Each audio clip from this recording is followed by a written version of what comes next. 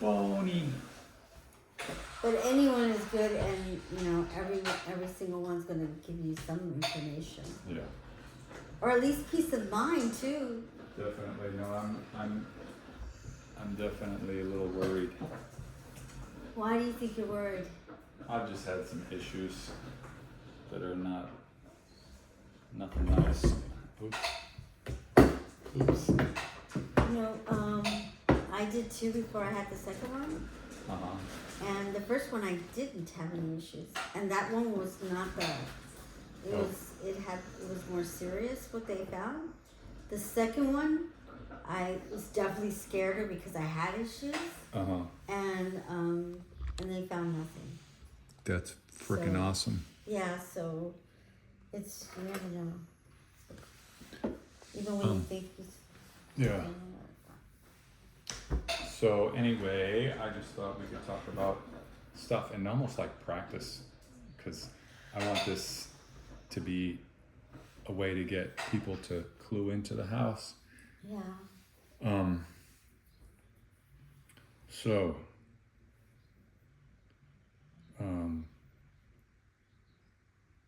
hi everybody. This is Paul Bowers with Sports Washing LA, also Paul Bot Podcast. My guest is Lupe Breard. She lives at the Historic Cultural Monument at 1553 Ewing Street, where there's a great deal of history that's not just local, but national and related to the entertainment industry. And through a lot of hard work, we got it nominated and designated as a Historic Cultural Monument. Before it was sold, the new owners have not apparently done the right kind of work to restore it. Right. Recently, I just noticed that they slapped up some wood that didn't even seem to match. No. On the front and on the side. Yeah. So when the inspectors came, they weren't even aware that there was a historic cultural designation. Right. They said they were not aware of that, despite the fact that it does have that status. So I don't know what... I know that the procedures are different when in a house, especially an older house from the 1880s. So it definitely needs a different standard than the regular inspection, but it's not receiving it because they don't know that the housing department doesn't know. Isn't it funny? Because that's like the planning department does the status, and the housing department does the inspections, but I guess the housing department doesn't speak to the planning department, or the planning department's status hasn't made its way to the housing department. I don't know who reports it, but definitely I've seen other inspections in different places where the building has the historic status, and they treat the inspection differently, of course, but this one didn't. So they do have a procedure that they know about if the house or building does have that status. They do different things, but somehow when I asked him about it, he knew nothing about it. That's disappointing. So when was it that the house got the designation? Do you remember? I don't remember the... But it's about like a couple of years ago? Yeah, it's been a couple of years. It was a long time coming. Yeah. We had different voting procedures. Right. There was like 5 steps that they had to... 4 major... inspections and stuff. Yeah, voting procedures, yeah. Right. And so what we got on the application was a lot of history that went back, but not all the way back. Right. So the thing that makes it extremely significant is that your family bought it from the family that was the face of the resistance to the evictions at Chavez Ravine, which led to the construction of Dodgers Stadium. The family's name is the Arechigas, and they've advocated for reparations for the families that were evicted without receiving what they were promised, which was not just the payment for their houses, which they didn't have a choice. They were forced to sell, but also they were given their first place in line on the new housing that was supposed to be built there, which never got built. Never was built. The Which federal is- government gave all this money to the local government in LA to build specifically, I think that like 17,000 units. I may be wrong about that number, but a lot. And none of it came to fruition. I mean, Right. yeah. And it's a chapter of LA's history that is easy to forget, because a lot of people didn't even know that Chavez Ravine housed a neighborhood of communities, La Loma, Bishop. What was the other one? And Pablo Alto. Okay. So that was a neighborhood right next to downtown, right next to right next to Chinatown. Right. In the park, a lot of hills, and there are books and songs written about it. But it was a mostly kind of lower socioeconomic class that lived there, and they had lots of kind of, from what I've heard, self-sustaining things. Like they grew a lot of their own food. They had stores. Stores. They had different. They had A public schools. school. Yep. They Post had office. Yes, they had a great community. In fact, there was a lot of sharing and a lot of you Support. come to my house for Right. the piano lessons. You go to somebody else's house for research about Catholicism. I mean, all kinds of things were going on. And it was a really tight-knit, very happy community from the people I've spoke to about it. And the only reason like the roads were not paved, for instance, they asked for them to be paved, and the city didn't perform any of the duties that they paid taxes for. Right. But yeah, so it's also was very convenient for the city to call it a slum when it really wasn't. It was a Right. very tight-knit, beautiful community, and And in so a it was in kinda a sad. location, yeah, and in a location that would have been some of the most valuable land in not only LA, but I would think anywhere, right next to the city, right next to downtown, LA, yeah. with a lot of like beautiful natural surroundings. Yes, but the city redlined a lot of people, and so a lot of communities. So it was mostly Hispanic at the time in that area, but there were other different types of groups that lived there, but mainly because you could not live in the city of Los Angeles In other places, it's a place where Right. people came. if you were Black, if you were Hispanic, if you were Italian, if you were Japanese, you couldn't live in downtown LA. I mean, not legally. Right. And so this is where they could only put houses, and they made a lot of their own houses. Right. The Arechica family, I think they made their house. Right. They had two, I believe, there. And they only fought against the city because they wanted a rightful price for their home.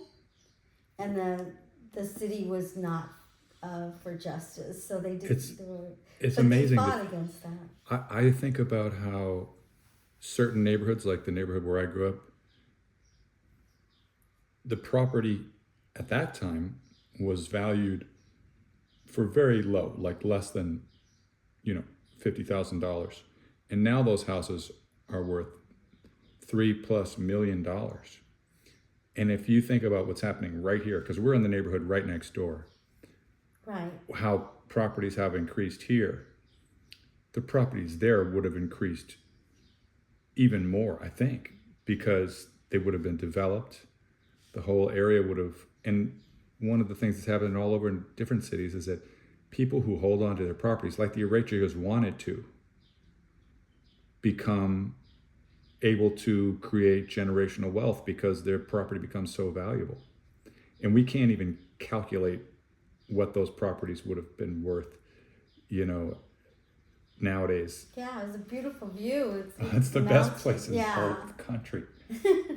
It's, is and Elysian Park is actually the birthplace of the city of Los Angeles, because the river, LA River, was close by, and this is where the indigenous people started their camps.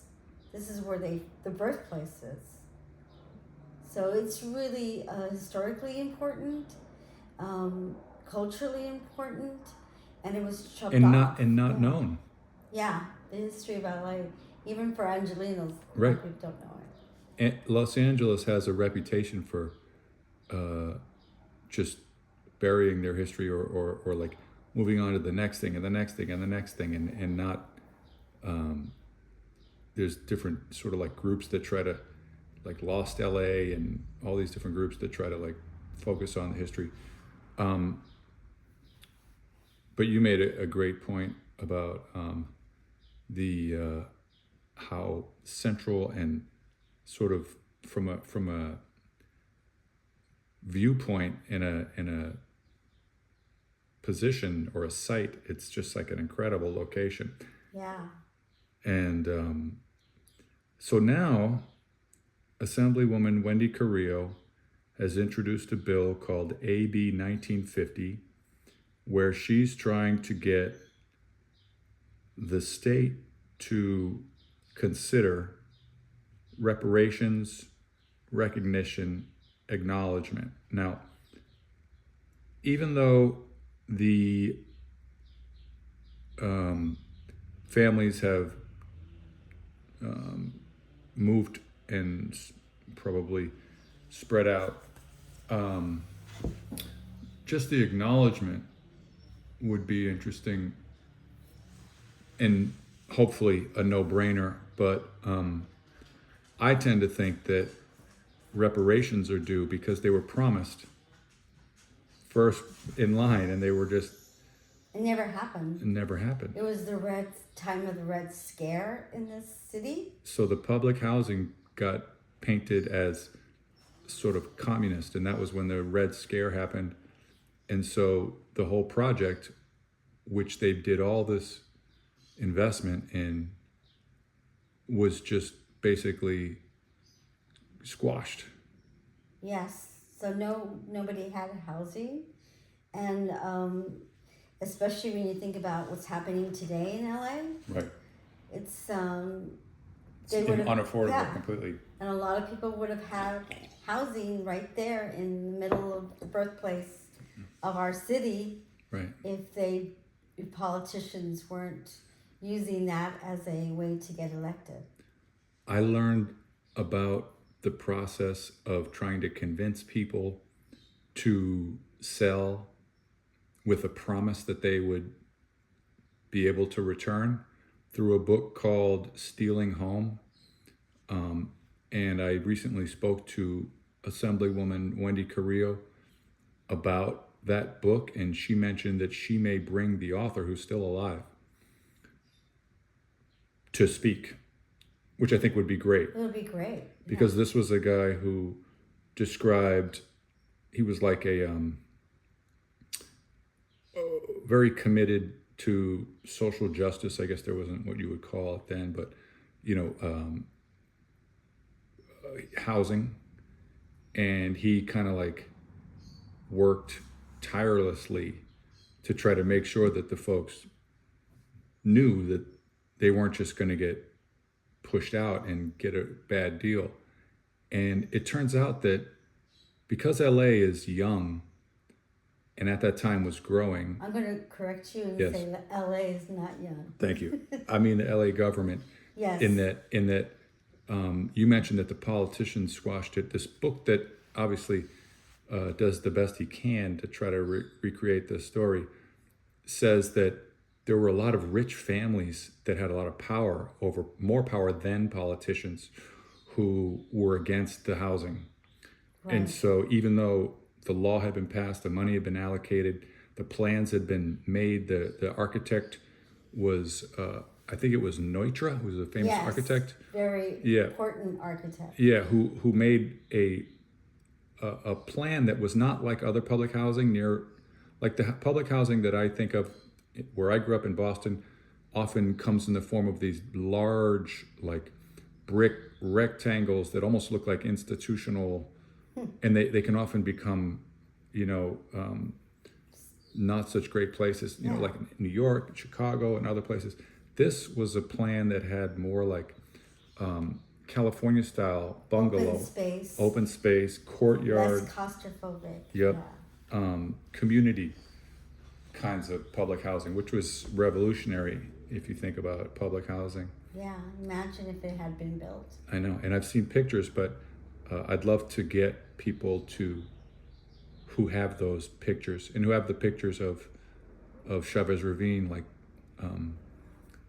to share the pictures that I think of, because I remember seeing these pictures when I was reading like about American history. I think I was in college, of the family that your family bought the house from, the Yeah. Rachigas, were pictures of women being carried forcibly, Pulled, yes. pulled like by their arm, by like a sheriff on each arm and each Right. foot, like literally forcibly dragging someone out of their home with bulldozers in the At background. the standby, as soon as they took them out, Yeah, the bulldozers went in and destroyed the house. yeah, It's iconic. It's symbolic. yeah. It's really important. I mean, it has been done in different places around the country, but this was really different because it was for housing, and it was something that they didn't do. Right. So other times they've used laws, eminent domain, in different places around the country, especially in areas where the poor lived, or racial differences of, you know, African American towns where Yeah, it was supposedly cheaper land, yeah. and they build freeways or I just found, yeah, yeah, highways. exactly. I in Boston, there's a neighborhood called the West End that's no longer there, and it's famous to most people because there's a big sign that says, as you drive by this sort of freeway that was built, there's this sign: if you lived here, you'd be home now. That the people who are driving by stuck in traffic are supposed to look at and think, wow, maybe I should move here. But it was a neighborhood that was sort of similar to Chavez Ravine in that it was very close to downtown. It had a major diverse mix of races, and sort of was deemed a slum, and was knocked down for these just really weird, impersonal, sterile, high-rise apartment buildings. It's just an erasure of a. Anyway, I just saw something about a neighborhood in Central Park in New York City of African Americans in like the 1820s. That was, or maybe it was the 1840s or something. That was same story, just taken over, you know, for the construction of. And those folks, you know, obviously got no kind of compensation. Yeah. But But in this case, there wasn't any road that was built. There was the housing, the money they had, and they didn't use it for that. They didn't. They just took the housing, and even the person, I don't remember his name, who was in charge of asking these people to leave, and he later apologized. that's the guy they talk Yeah. about in this book, Stealing Homes. Yes. And he's the guy who we may be Yeah. able to get Wendy Carrillo to bring and have a The little. writer, The yes. writer, yeah. But No, there he's not is the writer. He's film. the guy that the guy wrote about. Oh, well, the guy's dead, I believe. But I. Oh, right. The writer the is the original. right. But but there is film of him stating that he wished he hadn't asked them to leave. Yep. He but got. they didn't do it. Yeah. He just got completely like. So I know there's a lot of people who say, oh, you know, it happens all the time. The country's built on eminent domain. The problem is, especially, not only that they do this in communities of color, but the fact that they did it and they didn't produce what they said they were going to do, Right. even though they had the money from the federal government. So that was particularly wrong and injustice. So now to kind of get, there's a story that's told in that book about how the powerful families, including the family that owned the LA Times and other big, power brokers in the city, basically crushed the plan to build the public housing because of communism. But I think I remember hearing Melissa say that, and then the Dodgers came in They took advantage of it. and took advantage of that situation. However, if I'm not mistaken, didn't Melissa say that the Dodgers and the owner was actually involved behind the scenes in helping to thwart the plans for public housing, and already had a plan to kind of like maybe leverage that so that he could get a better deal? I read that book, but I do remember he was very angry that the city hadn't bought all the houses and hadn't removed them all yet. And I think there was a question of 12 homes, and the city kind of said, we can't do anything right now. And so the Dodgers, the owner of the Dodgers, he complained that he had to buy the houses himself. So I don't know what the years were, Right. After the fact of when they took the other homes away, but it was very helpful to him that they removed the houses, and yet he was still complaining that it wasn't done yet. But yes, Melissa would be a really interesting person to talk to about this. Buried Under the Blue is her organization. Yeah, and it's really important that the average Angelino, especially people who have come from the East or from other parts of the United States to come to Los Angeles, as they've been doing for centuries, to come and to listen to her speak. Yeah. And you should have her as your guest. I'm sure you will. So it's really important to know our history. Yeah. So a lot of the families that were removed through eminent domain moved to surrounding areas like Boyle Heights and even Echo Park. And there are other people whose families were removed, bought out, that I want to interview. And some of them, I didn't even know that that's the backstory of how they, ended up where they did. One of them is a guy, Joey, who I was interviewing, who during the course of our interview, I found out that that's how his grandparents lost their home. Right. A lot of that happened. Yeah. And our country is facing a housing catastrophe because it's completely unaffordable to have a home, and we have this really bad homelessness problem. And I wonder if this will sort of help to kind of inform that, because they didn't invest in that public housing, and now we're in this situation we're in right here.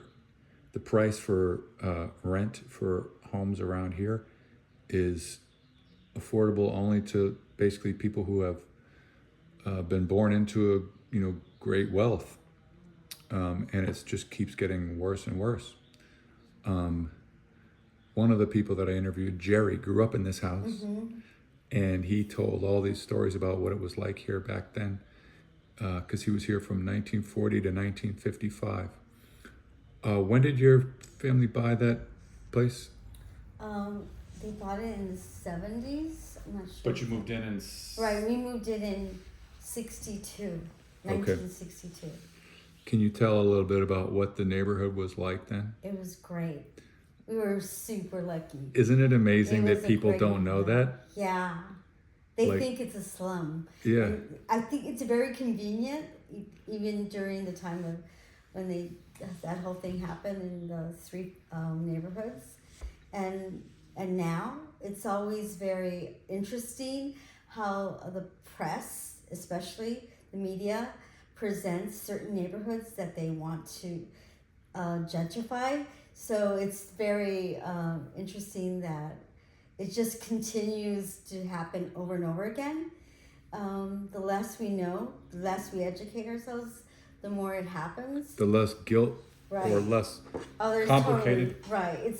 That's what they did in the press, especially the LA Times, because it was it purposely it had money invested, so they were cohorts of the Dodgers, and actually more the mayor of our city in Los Angeles in the 60s and the 50s. So they did a lot of reporting, so-called, and they put down the Arechica family because they said they had too much wealth. Apparently, Hispanic people are not supposed to be having more than a home. Or if they do, it's okay to Yeah. evict them from their home. Yes, exactly. And what the Arechica family were fighting for, actually, was just a fair payment of what their house was actually worth. And they, it would be impossible to calculate what their house would have become worth. By the way, quick break. How do you like the tea? I like the tea. Yeah. Would you? It doesn't have any sweetener. That's just doesn't natural. need it. I know. This is curry leaf tea from my curry leaf plant, which I have right here. But so Wow. yeah, a lot of people don't go back before, like, especially here, they don't go back, and they don't even know that the neighborhood has this history that. And it was just over the hill. Yeah. Because we can walk there in a few minutes to where the area where the houses were Yeah. taken. So but tell me about, like, how the neighborhood was when you were a kid. Oh, that's the good part. The bad part was what they did to other families, but living in this area was fantastic. It was rich. I mean, rich in culture. Right. I was lucky enough also to go to Elysian Heights Elementary School, which is on my block where I live. And the neighborhood, we didn't have fences. Everything is fenced right now or has a wall, but we didn't have any fences at the time.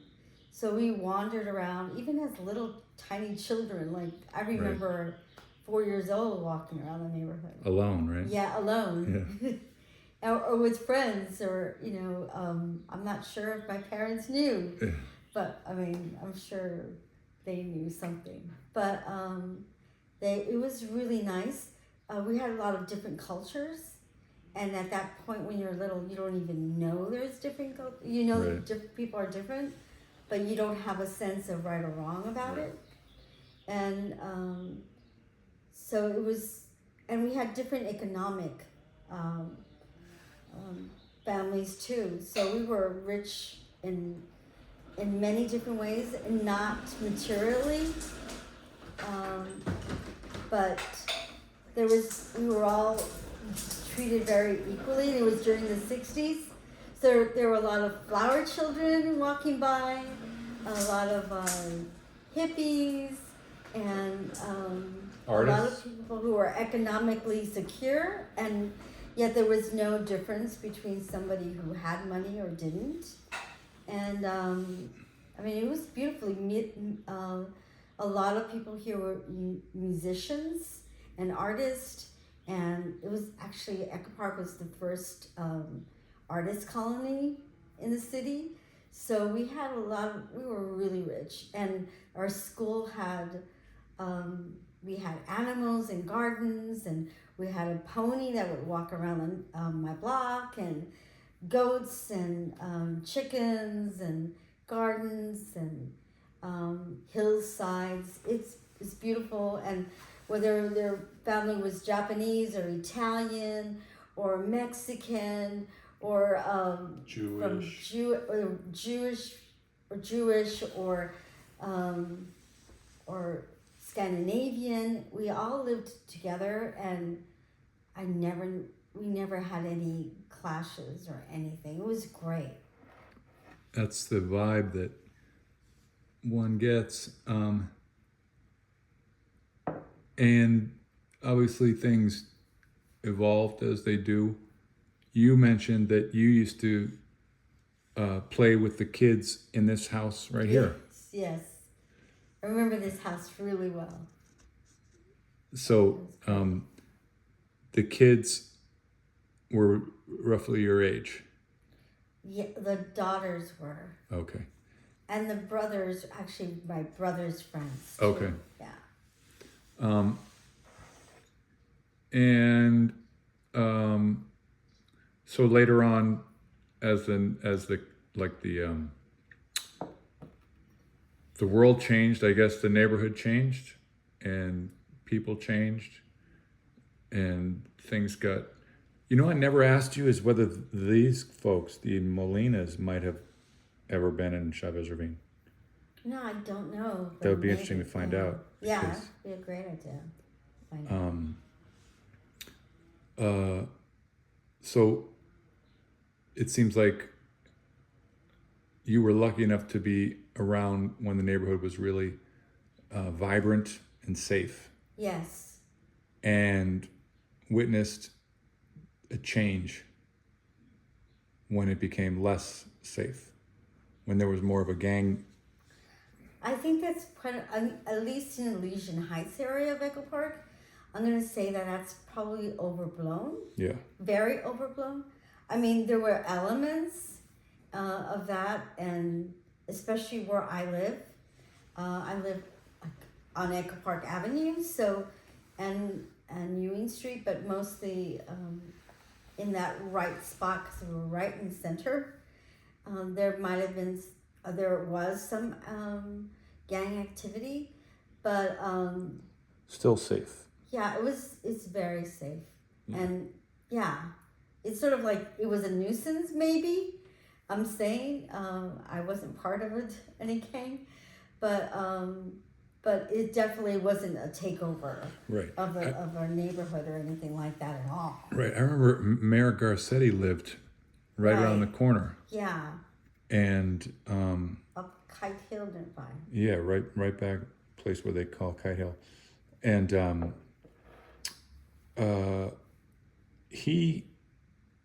you said that he recognized, even before there was any official cultural effort to recognize your house, as kind of an important and special place.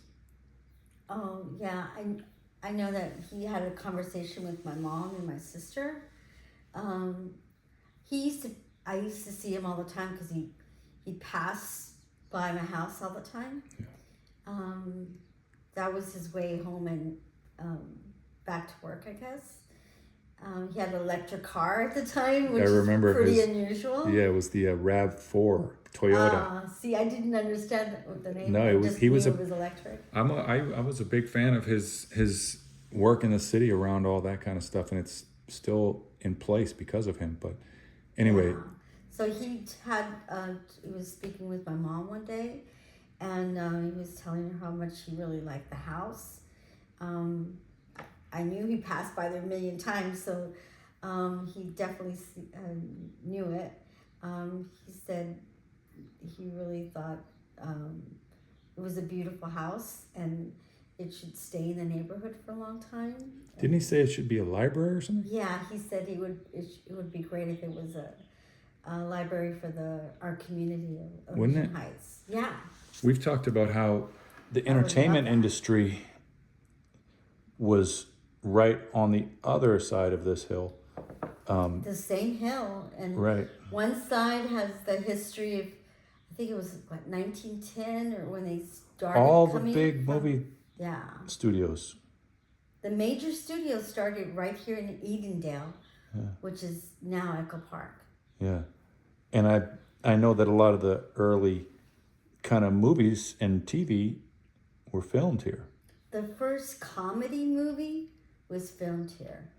Wow. Yeah, Charlie Chaplin and Mabel Normand.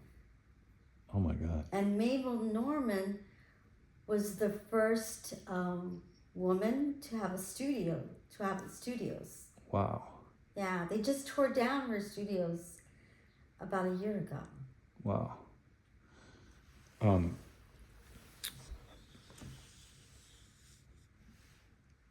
I was just sort of, there's so many different directions to go because it's such a rich history. There's so much to talk about, but there's a lot of like Laurel and Hardy and Three Stooges and all that stuff was filmed around Charlie here, right? Chaplin, Buster Keaton, Yeah. Mabel Norman, what is it? The Keystone Cops, all these different, major movies at the time Yeah. were all filmed here. And I think about how those movies sort of were sent around the world and not only sold America to the rest of the world, but sold California and Southern California to the rest of the world. And I swear, I believe, and I would love to find some film historians who could take a project on, I believe that your house and the little area right around that's sort of like your house is in the center of, is kind of like iconic in the way that it has a position or a site that's organically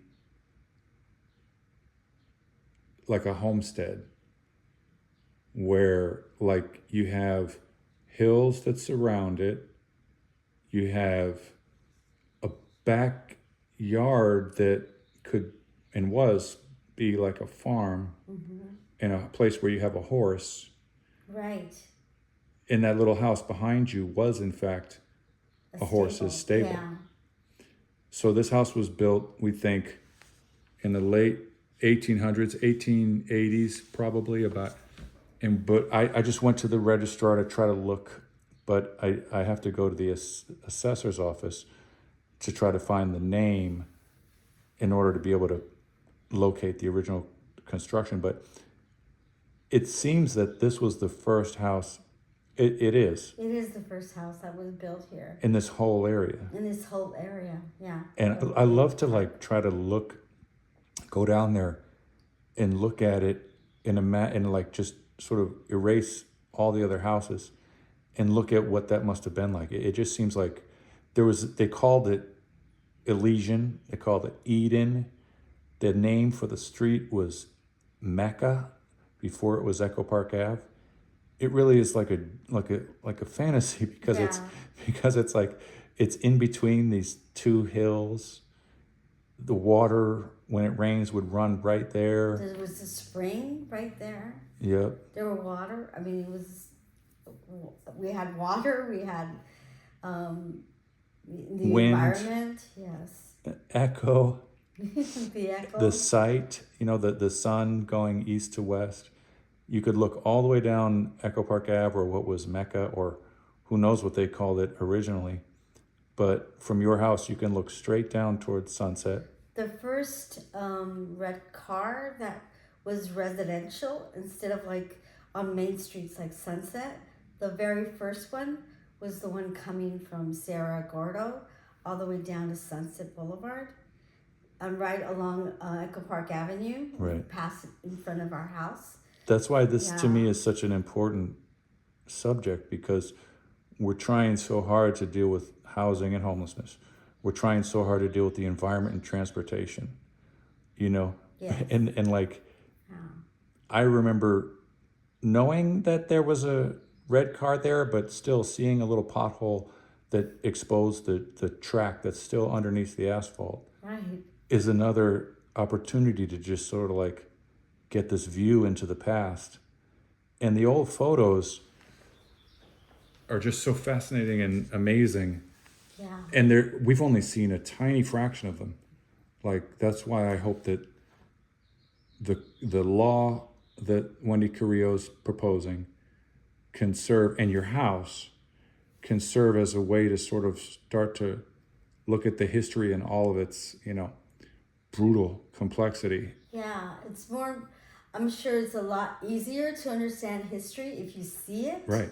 If you have an example, if you have something that is still there. And it's And, right yeah. next to 3 little elementary schools Right. where these kids could. I mean, I wonder about absorbing that history unconsciously, but also imagine how enriching it would be, how educational it would be if you had a plaque, which we're trying to get, which showed Yeah. the date of the construction, because the really other monumental aspect is that we believe the house was built by a general from the Civil War, which is also incredibly timely because our country is so divided. Yeah. And it doesn't feel like people understand that the Civil War had a lot to do with not just the North and the South, but it had a lot to do with the West and what the West was going to be like. Yes, because I mean, I remember reading about how Abraham Lincoln was trying to figure out when California would enter the Union. Yeah. And whether it would be, would have rights to have slavery or not. Right. And I know they were saying absolutely anybody now cannot, when they enter the Union, couldn't have slaves. Bingo. They tried to do that, Republicans at that time. Yeah. Because Abraham Lincoln was Republican when it was meant a good thing. Yeah. But when the South would fought against that. Right. So we were directly part of the reason why they fought. Yeah. That was another I mean, consideration. it's like we don't even tell the actual story. We tell this like good, bad, Yeah. and north, south. We don't talk about like the West and how that played into it, or at least it's easy to reduce it to this story that doesn't really. But so And the guy also, that too, the people from monuments and mountains in California are named after some of them are named of Confederates. I know, and So, there's one thing that a lot of people around here don't know is that a lot of this, not a lot, some of the main streets are named after Union generals. Mm-hmm. Like Scott was a Union general, Temple was a Union general. The person who owned the house. The person who we think built your house. Yes. General. Yeah, and this is a guy who On immigrated. the good side. Right. People only, it's like a knee-jerk reaction to think that it's Confederate whenever you bring up the subject of Civil War. And that's kind of like a thing that I think this has the ability to kind of tell that story, because what happens that if one side wins, well, then they get to build those houses in those places that they fought over. Yeah. And Yeah. But the problem, I know that the Civil War, as compensation, and the fact that Lincoln was dead, so he was out of the way. There were a lot of people who took over the federal government, and as a way of appeasing and a way of trying to be like, we're not at war anymore. We're going to let you have a lot of things. So a lot of monuments came after, more Confederate monuments than Union monuments, as a way of like, we're not at war anymore, so we're going to let you have whatever you want to say about the war. So that happened here it came all the way down here in Los Angeles, and it's always true. Whoever wins sometimes gets to decide how it's stated, how history is stated. But so yet, despite the fact of supposedly being a city without history, we have a ton. And the funny thing is, when you go up this hill to the park and you look towards Dodger Stadium and over the bowl of downtown Los Angeles and what is thought of as central Los Angeles, it's pretty obvious that like you said, if you had your choice of where to be, to have that lookout and all these lush hills where instead of the sun blasting you on a flat area, the moisture, the clouds that, don't make it over the hills, uh, make it so that you have fertile land here. Yeah. It was important. The landscape is part of the history and the reason why things were built here was because you had water and they had the elements and the hillsides and it was lush. So because of the water too, because of the LA River, so this was the central part of the city. Well, so much more to be learned, and I hope this is the beginning of a way to recruit people to this mystery that we're going to learn about the origin of your house. That would be great to know. Yeah. Thank you very much, Lupe. You're welcome. Thank you, Paul.